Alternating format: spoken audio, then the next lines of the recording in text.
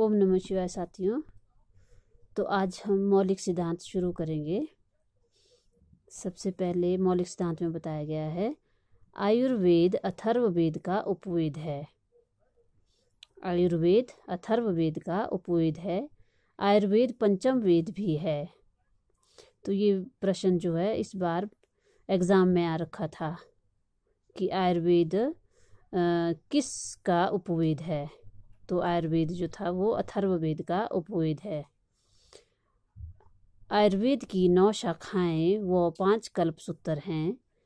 इसका ब्राह्मण गौपद तथा प्रशन मांडुक्य ये 3 उपनिषद हैं। गाइस क्या कह रहे हैं इसमें? अथर्ववेद की 9 शाखाएं व 5 कल्पसूत्र हैं। इसका ब्राह्मण गौपद तथा प्रशन मांडुक्य ये 3 उपनिषद हैं। अथर्ववेद में अथर्वा एवं प्रतिषेध ये भेषज के पर्याय माने गए हैं। अथर्ववेद में अथर्वा एवं प्रतिषेध, जो अथर्वा एवं प्रतिषेध ये जो बताए गए हैं भेषज के पर्याय बताए गए हैं। आगे है कुछ प्रमुख ऋषि परिचय। कुछ प्रमुख ऋषि परिचय। सबसे पहले है कंकायन। कंकायन को बाहलिक भीषक भी कहा जाता है। महर्षि पेंगी, जो महर्षि पेंगी है वो एक चीनी चिकित्सक हैं। हिरण्याक्ष, जो हिरण्याक्ष थे वो यूरोपीय चिकित्सक थे। और जो रावण थे वो पुलस्त्य के पौत्र और नाड़ी विज्ञान के ज्ञाता थे। वादरायण को वेद व्यास कहते थे। ये इन्होंने गरुड़ व अग्निपुराण की रचना की थी। इन्होंने जो गरुड़ व अग्निपुराण को लिखा था। आगे है ऋषि प्रणीत कतिपय ग्रंथ। तो यहाँ पे ऋषि है, यहाँ पे प्रणीत ग्रंथ दिए हुए हैं। सबसे पहले है धन्वंतरी। धन्वंतरी ने लिखा हुआ है चिकित्सा तत्व विज्ञान। धन्वंतरी ने चिकित्सा तत्व विज्ञान ग्रंथ की रचना की थी। और दिवोदास ने चिकित्सा दर्पण की। काशीराज ने चिकित्सा कौमुदी की। अश्विनी कुमार ने चिकित्सा सार तत्व की।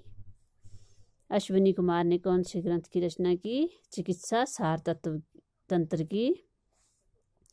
च्यवन ने ज्ञानार्णव। च्यवन ऋषि ने किस ग्रंथ की रचना की?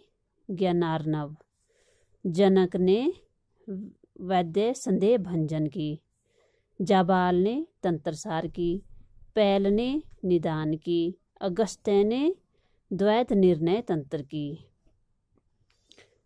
तंत्र किसे कहते हैं? सूत्र रूप में निबंध ग्रंथ। जो सूत्र रूप में निबंध ग्रंथ होते हैं उन्हें तंत्र कहते हैं। संहिता, भाष्य रूप में विषयों का विस्तृत